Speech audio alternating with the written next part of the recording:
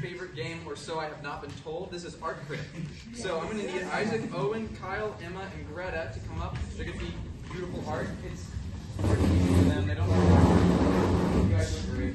Because Noah can't do that. He's going to be the Art Critic. Noah, are you ready? I'm ready. All right, so Noah here is going to be an Art Critic. He's going to tell you about some exhibit that he sees. They're going to form the art. But first, we need some theme for the exhibit. So what I'm going to do is I'm going to ask you guys, should have looked at this.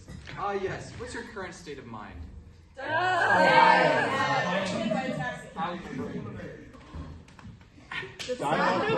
really like Owie my brain. So this is going to be the Owie my brain exhibit. Good evening, ladies and gentlemen. Welcome to the Grove City Exhibition of Art in the Exhibition of Art at Grove City in Grove City, Pennsylvania, Mercer County. The name had to be that long, otherwise the state wouldn't pay for the exhibit. So, our artist today goes by the name of simply Artist. He was a simple man, and he painted very simple pieces. We're going to look at the first one today, and he titled this one, Owie, my brain. You'll understand why as soon as you look at it. As you see, the artist, self-titled artist, his brain hurts, oh, such pain, because his one true love has been sacrificed on a stone, on an altar. How awful! The artist knows that the forces of evil and power and government, yes, government, represented by the chair. Governments love chairs. You know what else governments love? Feet. The artist knew that government officials are always talking on the phone. Why? Because it's not a phone, it's a shoe. It's a shoe disguised as a phone.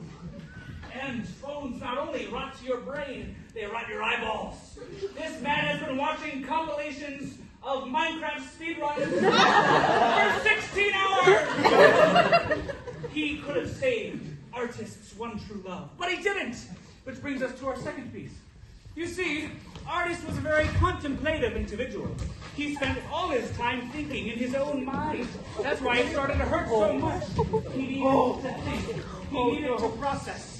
And he processed his feelings in this next piece called The Pain of Imagination. As you see here, in the village that artiste grew up in, water was very hard to come by. As we see this little beggar boy, absolutely raptured by the opportunity of drinking water. Yes, that's his whole life story. But other beggar boys were not so lucky. In fact, scholars believe this was artiste's childhood best friend, Singer. But Singer's parents never supported him. In fact, they stepped on him. Singer's parents, yes, that's very sad, isn't it? They put their feet on him and said, "You're no good." That's why Child Protective Services was called. As the story goes, a neighbor saw it from across the neighborhood and said, "This looks no good. I need to report this." Unfortunately, Child Protective Services was having their strength and conditioning day. That's all there is for that one. And this brings us to the artist's penultimate piece. This was his masterpiece. He spent 16 years putting this together. It costed him his life savings. He mortgaged his house. He lost his house. He started living in a cardboard box. He lost the cardboard box. And all he had left was this painting. It's called Flat.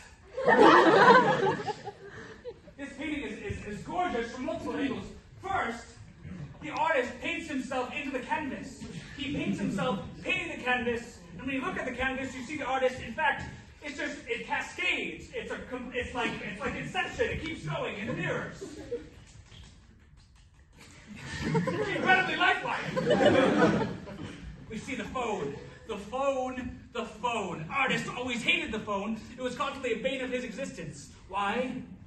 Because his parents had AT&T. It never worked. And instead he spent his days on his stomach, on the ground, not talking to his best friends. What were his best friends doing? Moving rocks! It was a village pastime to move rocks about.